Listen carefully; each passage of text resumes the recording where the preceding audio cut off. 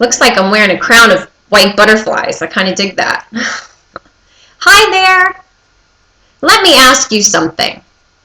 Have you ever wanted something so bad that you thought you would just die if you didn't get it?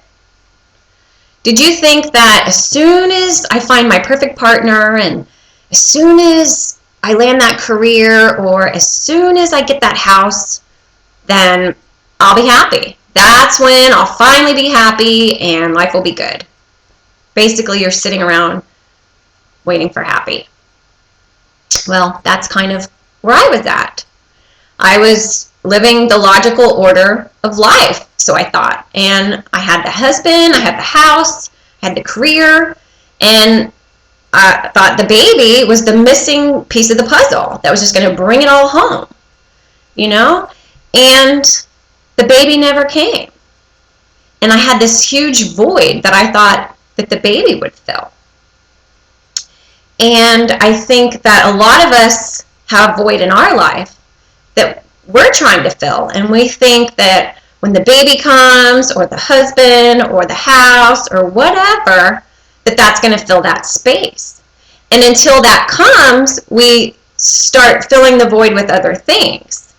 For me, when the baby wasn't showing up, I was filling that void with shopping. I mean, I bought a lot of Coach purses. But you know, it's just a temporary fix.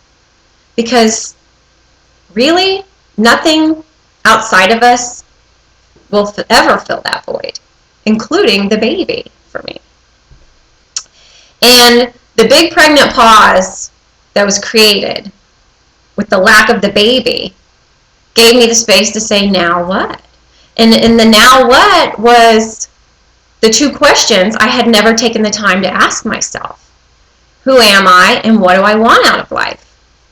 You know, I was living the status quo and going along with life and what I thought that was, you know, and what I came to realize was that I've been playing pretty small my whole life.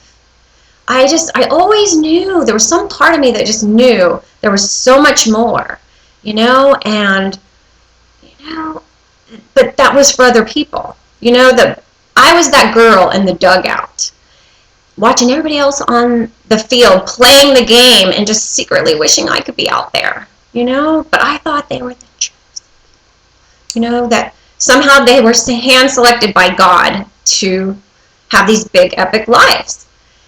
And it wasn't true. You know, I realized that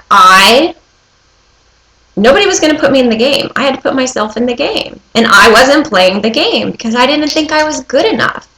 You know, I felt like, you know, my life's okay, and this is my life, and that's for them, and it just wasn't true. And the highest part of myself knew that it wasn't true. I knew I wasn't living my fullest potential. But I didn't realize that it was me who was responsible for that, and nobody else. You know, I was living on everyone else's terms. I was living according to the model of life, and whatever that was, and who made that up anyway, you know? So the big pregnant pause of now what gave me the space to realize I wanted more. I wasn't being authentic. I wasn't living my truest potential. I wanted to play, but I was playing small because I was afraid, you know, ooh, what if I'm not good enough, and what if I fail, and what other people think, and all those things that kept me safely on the sidelines, you know, cheering everybody else on, saying, you go, and secretly really wanting to play, but being afraid to. So as soon as I got in the game, everything changed. Life began. And I realized by honoring myself kind of made a lot of other people uncomfortable. But I was liberated. It was so freeing to finally let myself shine and let myself play and let myself create and let myself make mistakes and let myself just show up instead of just shrinking back, you know. And And I think that all of us on some level know there's more. Know that we're not living to our fullest potential. We're not honoring the highest part of ourselves because we're trying to fit in. You know, when we were born to stand out, we were meant to stand out. And, you know, we chase everything else thinking that's going to fulfill us and that's going to sustain our happiness. And we're always going to be chasing happy and looking for things outside of us that will never fill the void. It's when we truly honor ourselves and who we are and allow ourselves to be exactly who we are is when our life begins. It's when happiness comes. It's when we feel fulfilled. It's the fulfillment of that void. It's the love and acceptance of ourselves. And when we love and accept ourselves and we honor who we are, we show up and we play in life, and it doesn't matter. You know, the people who are going to be on our team are going to be on our team. And the rest of the world will have their own team. Because we all can get in the game.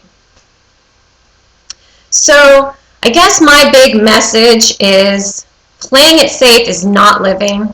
Living your life to please other people will keep you looking for love in all the wrong places, and it'll never be sustainable.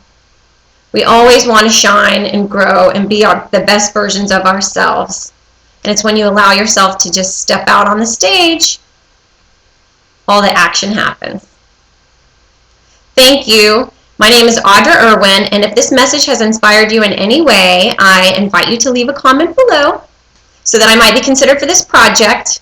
And if you know of somebody else who may find some inspiration from my message, if you will pass this along to them, I would appreciate it. Take care, and I'll see you in the game.